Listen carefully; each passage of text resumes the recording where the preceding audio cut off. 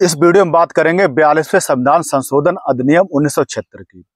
42वां संविधान संशोधन अधिनियम 1976 सरदार स्वर्ण सिंह समिति की सिफारिशों के आधार पर लागू किया गया था और इसे इंदिरा गांधी की सरकार में लागू किया गया था।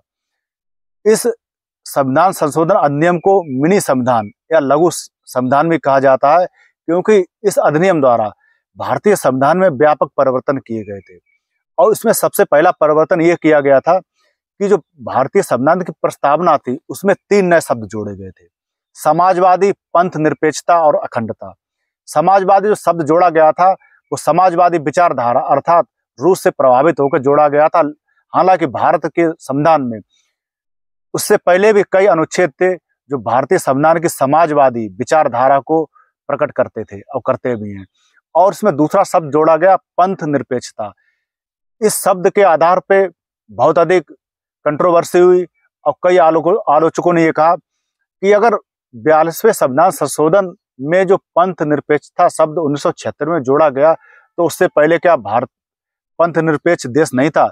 लेकिन आलोचकों के जवाब में यह कहा कि भारतीय संविधान में कई अनुच्छेद ऐसे हैं जो भारत की पंथ निरपेक्षता की जो अवधारणा है उसे प्रकट करते हैं और सिद्ध भी करते हैं। इसके अलावा इस संविधान में अनुच्छेद 31 घ को शामिल किया गया और अनुच्छेद 31 घ के आधार पर राष्ट्र विरोधी गतिविधियां और सम्मेलन को वर्जित करने वाली विधियों या कानूनों को संविधान के अनुच्छेद 14, 19 और 31 के उल्लंघन के आधार पर उनका न्यायिक पुनरीक्षण नहीं किया जा सकता है। अर्थात जो मूल अधिकार है 14 है समानता का अधिकार और 19 है अनुच्छेद 19 स्वतंत्रता, बोलने की स्वतंत्रता का अधिकार और अनुच्छेद 21 ये मूल अधिकार जो दिए गए हैं, अगर इनका उल्लंघन होता है तो उनका न्यायिक पुनरीक्षण नहीं किया जा सकता है, इन्हें न्यायालय में प्रश्नगत नहीं किया जा सकता, इस पर रोक लगा देगी।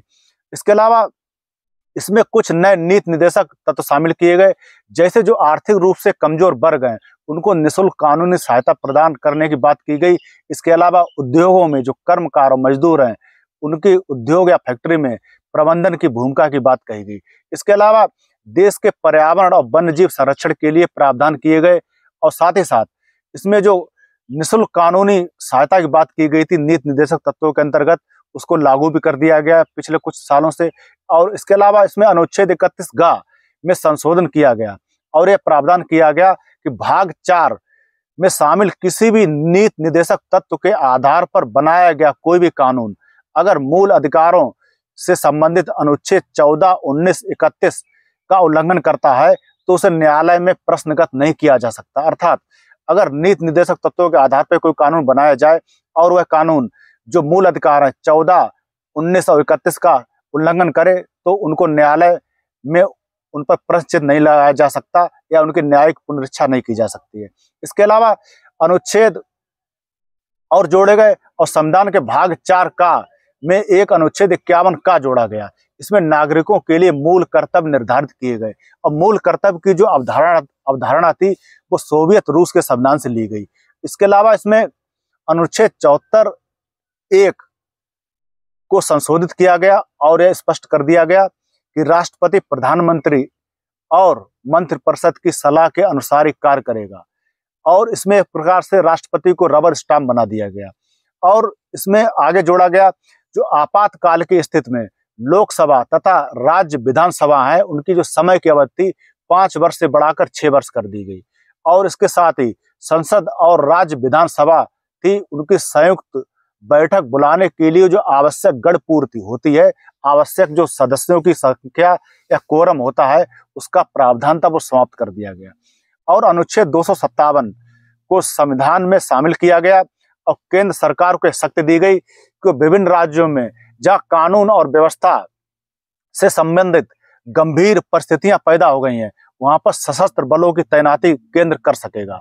और इसके अलावा अनुच्छेद 352 और अनुच्छेद 356 में संशोधन किया गया और इसमें यह संशोधन किया गया कि राष्ट्रपति को संपूर्ण देश के लिए एक साथ या देश के किसी भाग में आपात उद्घोषणा जारी करने की शक्ति प्रदान की गई। अर्थात राष्ट्रपति जो आपात की उद्घोषणा जारी करेगा प्रधानमंत्री और मंत्रिपरिषद की सलाह के आधार पर करेगा और राष्ट्रपति उस सलाह को मानने के लिए बाध्य भी होगा। और साथ ही साथ संवैधानिक तंत्र अगर राज्य में विफल हो जाता है तो जो राष्ट्रपति शासन लगाया जाता है उसकी अवधि को 6 महीने से बढ़ाकर 1 वर्ष करने की जो शक्ति थी वो संसद को प्रदान कर दी गई इस संविधान संशोधन अधिनियम द्वारा। और संविधान का जो अनुच्छेद 368 था उसमें 2 नए खंड जोड़े गए, 368(4) और 368(5). इसमें संसदीय सर्वोच्चता को सुनिश्चित किया गया और संसद को यह शक्ति दी गई कि अनुच्छेद 368 से जो संबंधित संशोधन की प्रक्रिया द्वारा संविधान के किसी भी उपबंध का जो संशोधन संसद कर सकती है और उसे न्यायालय में प्रश्नगत नहीं किया जा सकता है। इसके अलावा 7वीं सूची में परिवर्तन किया गया। 7वीं सूची में जो राज्य सूची में कुछ नई प्रविष्टियां थी उन्हें शामिल किया गया, जैसे कि शिक्षा को शामिल किया गया, नाप तौल को शामिल किया गया, वन आदि को शामिल किया गया। बाद में इन्हें समवर्ती सूची में स्थानांतरित कर दिया गया। तो ये तो 42वां संविधान संशोधन अधिनियम 1976।